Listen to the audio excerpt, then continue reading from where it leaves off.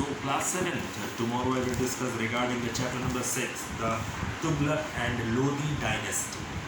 The Tughlaq and Lodi dynasty, first four topics, Ghayasuddin Tughlaq, Muhammad bin Tughlaq, decline of the Tughlaq dynasty, and the theme is Delhi Sultanate, rises of Lodi dynasty. So the death of Alauddin in 1316 CE. So signaled for civil war and the scramble for power among rival parties. Malik Kafur assumed power as a regent. However, the slaves of Alauddin murdered Kafur. The last Khilji ruler was Khusro Khan, who was killed in 1320 CE. The nobles who were tired of the chaos and confusion raised Ghayasuddin Tughlaq, also called Ghazi Malik, to the throne in 1320 CE. So Ghayasuddin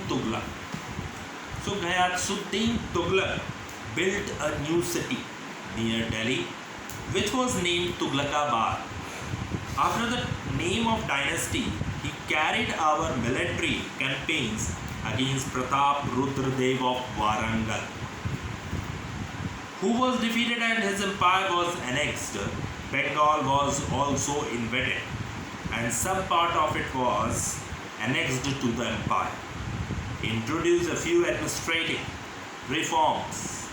He removed corrupt official and appointed honest official in the government.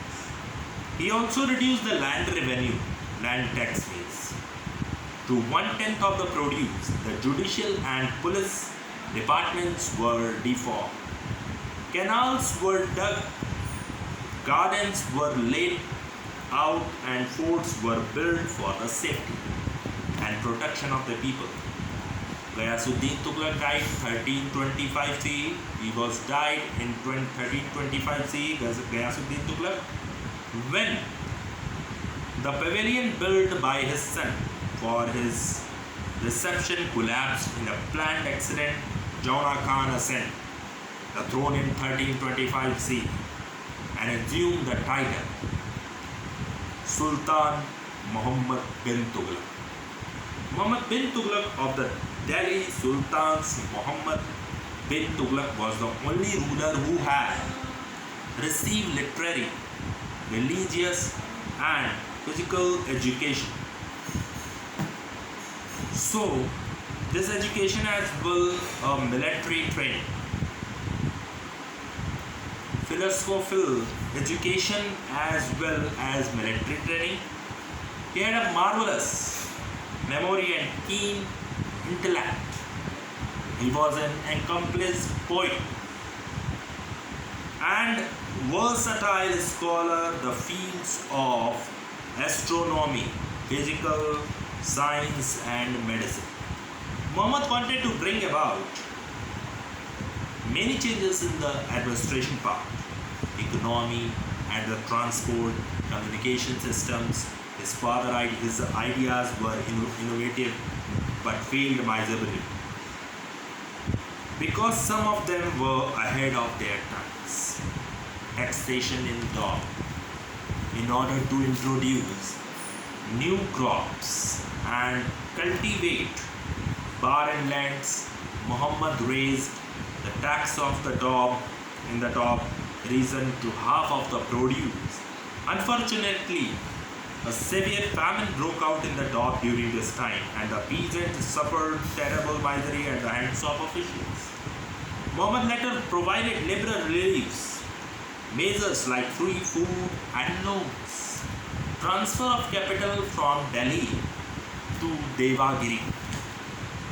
So, in this Devagiri, releasing the Delhi was to Mongol attack.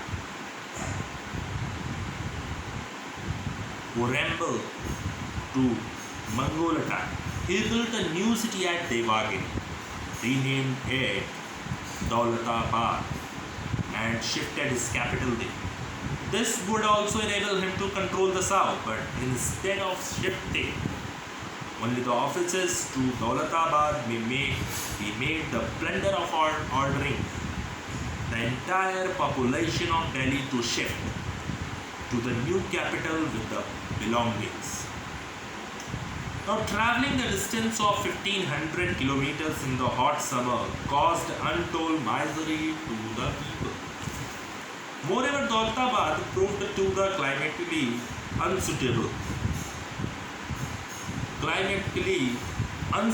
So people were ordered to return to Delhi. This impractical scheme not only depleted the treasury but also resulted in the death of thousands of people. So, the token currency. One of the most daring and original schemes to overcome the shortage of silvers was the introduction of token currency. Token currency, bronze coins which had the value of a silver tanka and could be exchanged in the state treasury. Bronze coins were issued which had the same value as that of a silver tanka. 140 grams, 1 taka equal to 140 grams. The money we use today is token money, paper notes and metal coins. Today's token money, paper notes and metal coins, but in those days it was a new idea. However, as the Sultan did not make the maintaining of the new coins a monopoly of the crown, every household turned into a mint. Gold and silver coin disappeared from circulation and trade suffered. People also began to pay their tax in the new currency. Clear? So finally, Sultan decided what he was deciding. He decided to withdraw the currency. They don't want to use this type of currency. People returned the bronze coins in exchange of gold and silver coins from the Sultan treasury, causing great loss to the exchange. So, again I will repeat this thing. Gold and silver coin disappeared from circulation and trade suffered. People also began to pay their taxes in the new currency. Finally, the Sultan decided to withdraw the currency. People returned the bronze coins in exchange of gold and silver coins from the Sultanate treasury, causing great loss to the extent. Clear? So, thank you class.